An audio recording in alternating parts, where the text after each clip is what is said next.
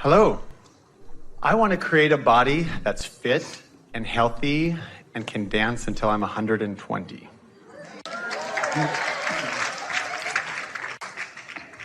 And I thought maybe you could speak on that. Even if when you're 120, you'd rather paint?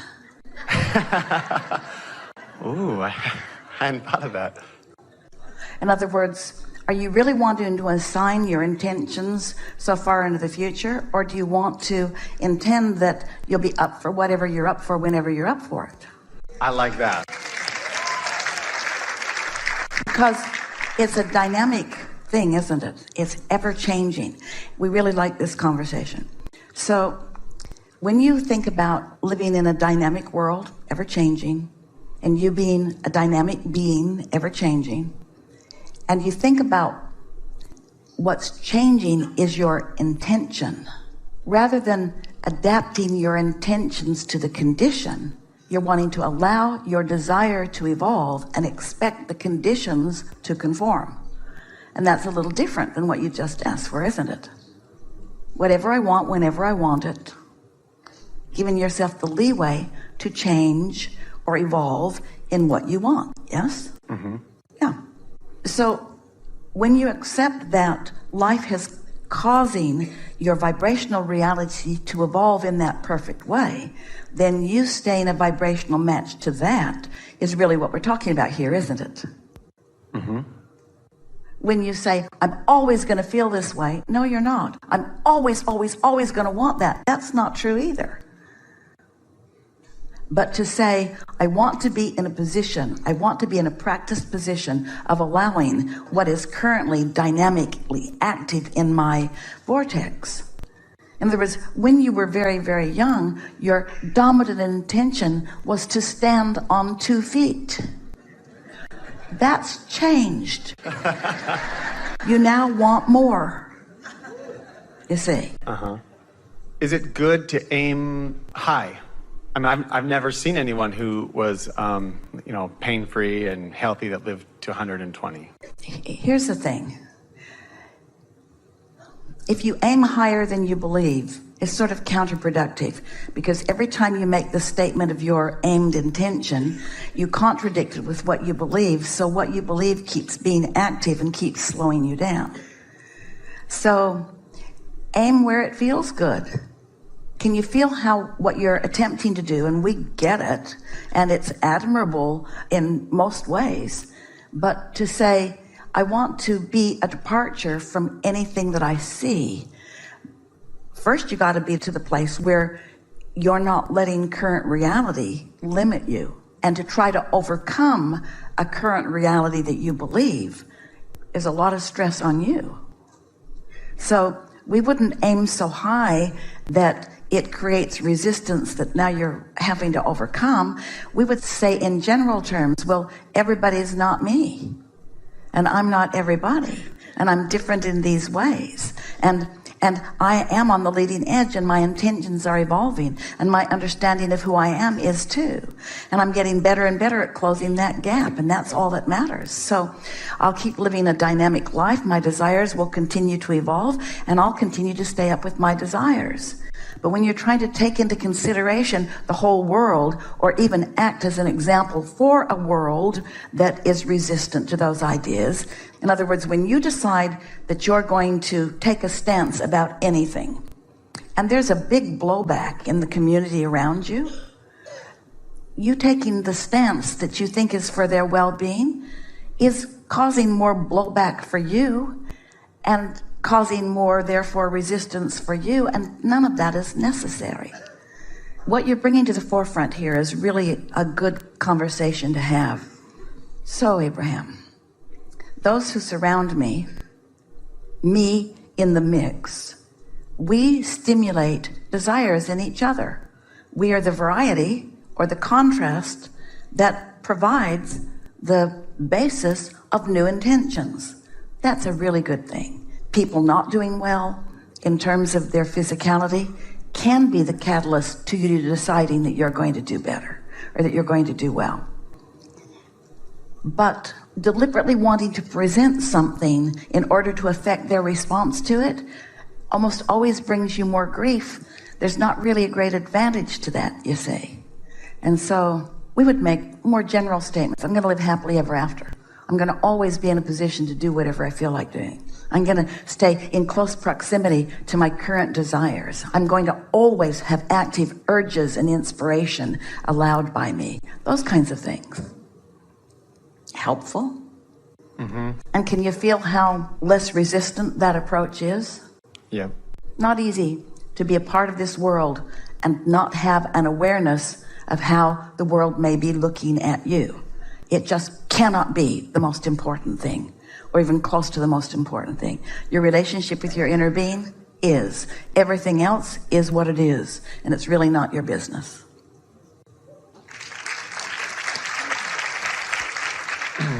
Maybe I just want that to, then I'll be important, or then I'll matter to other people, or then I'll have an influence, and maybe none of that matters. I guess you're saying none of that matters. Well, we are not saying that that doesn't matter. In fact, what we've been saying to you already here today is that your greatest value to others is that you demonstrate alignment. And certainly that agility and that well-being and that flexibility and that zest for life, those are all manifestations of alignment. So certainly an uplifter is an uplifter is an uplifter is an uplifter is an uplifter. And you are an uplifter. We were just wanting to help you work some of the bugs out of it so that it goes easier for you. Yeah. We can see you dancing happily for as long as you're in this physical body. That is not difficult to understand or to see. But we want you to understand that no matter what, there will always be those who are approving or disapproving of that. Look at that old guy. You think he's 20? So your relationship with life has to be between you and you, not between you and them. You have to be able to allow them to be where they are and think what they think. And don't dance for them. Dance for yourself.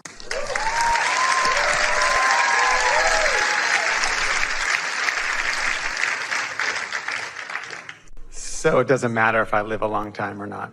Just that I'm having as much fun as I can have for the time that I'm living. We don't know what your definition of eternity is, but where we stand, it's a long time. Okay. Enough? Yeah. Yeah. How do you know the difference between not being a vibrational match or not in alignment with something, and that's why it's not manifesting your reality? Give it to us again. How do you know the difference between not being a vibrational match or not being in alignment with something, and that's why it's not manifesting in your reality? Well, that's always And true. Those things are saying the same thing. I know. And conversely, being in alignment with what you want and not having it in your experience this red hot minute because of timing issues. Well, timing is only about alignment. But you've talked about how you plant seeds in the ground. You can't, like when the little shoots start coming up, you can't tug on them and make them grow into ripe tomatoes immediately. You know that it's going to be X number of days between germination and ripe fruit. So you don't worry about it in that period of time. You can relax and enjoy the time it takes for the fruit to manifest. Or Jerry and Esther are going down the highway. They're going from Phoenix to San Diego. They know it's 400 miles. They know how long it takes to travel 400 miles. What if they plopped out of the sky, landed who knows where, and even with Magellan telling them where to go, they don't know how far away they are. They don't have any idea how long it's going to take them to get there. It would be a much more stressful journey. We agree. How do you know the difference between being out of alignment with something and just needing to let time go by? But here's the thing that we would like to... Let's say that Jerry and Esther plopped out of the sky and did not know where they were. Let's say that they didn't have a Magellan. They're just somewhere in relationship to where they want to be. And what we're saying is they could make that journey quantifiable by following the path thoughts that feel the best, and they would move in the right direction. When Jerry and Esther first began receiving Abraham, there were friends in Phoenix who were coming to Jerry and Esther's house and having Abraham chats frequently. And one night, the four of them hatched an idea that they would go get lost somewhere in Phoenix, and Jerry and Esther would come and find them. And it was literally a game of where does it feel like they are. They had no map. They had no sense. And so Jerry and Esther And we were not, Esther was not receiving us verbally. At that time, she was still receiving us through the typewriter. And so their agreement with us was that we would just point in the direction of them. And so Esther relaxed and followed the point. And they came to an intersection, and we would point. And they came to another intersection, and we would point. In other words, they were following what felt like the way to go. And they came to a place, and we said, here. And they looked around, and their friends were not there. Very frustrating for Jerry and Esther. How could Abraham get it wrong? So off we went again. This way, this way, this way, here. Again, their friends were not there. Very frustrating for Jerry and Esther. They're on their second tank of gas now. But they had agreed no one would go home until either the sun came up or they had found them. And then they found them. And Esther said, first we went to the dumpster behind the Mountain Shadows Resort. And they said, we were there. And they said, and then we went to the Denny's restaurant over on such and such a street. And they said, we were there. In other words, Jerry and Esther were clearly on their path. They were feeling the vibration of what they were reaching for. And what we are saying to you is, you will get to the place where you will always be able to feel the direction of that which is your goal. Every goal will be quantifiable in time. But my question really is more about time. Is there a time No. frame? So The time is about the resistance that is involved. And so even in the tomato analogy, the tomato cannot become what you want it to be faster than your expectation. It's like the 4-minute mile. If you were in complete alignment with having fresh, ripe tomatoes, that tomato would be there. Yes. Even if you planted them yesterday. Yes. That's what I thought. Because the timing, the amount of time that elapses between where I am and where I want to be. You see, you didn't just decide that you wanted anything just now. You've been launching those intentions all along. So your future, your vibrational escrow is full of all of these potential manifestations.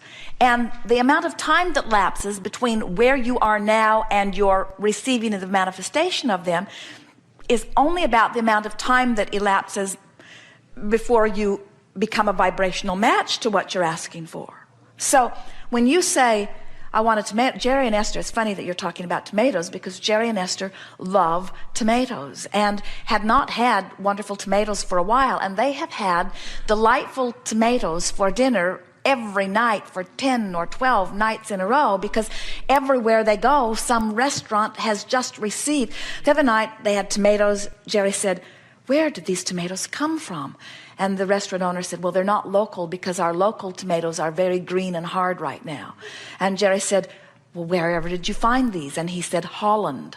We fly them in every week. They are grown in water without soil, hydroponically. And Esther said, and they came for us. In other words, she knew.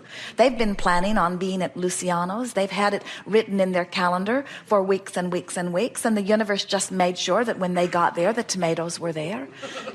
Jerry and Esther didn't have to plant them. They just had to want them, you see.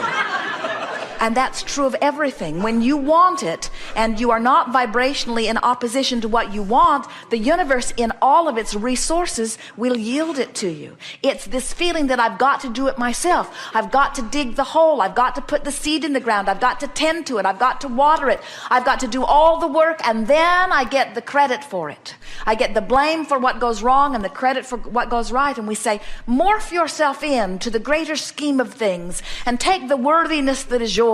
And let the fairies of the universe assist you, and stop taking so much responsibility up on yourself, and live happily ever after, and shorten that crevasse between where you are and where you want to be on every subject to now, now, now, now.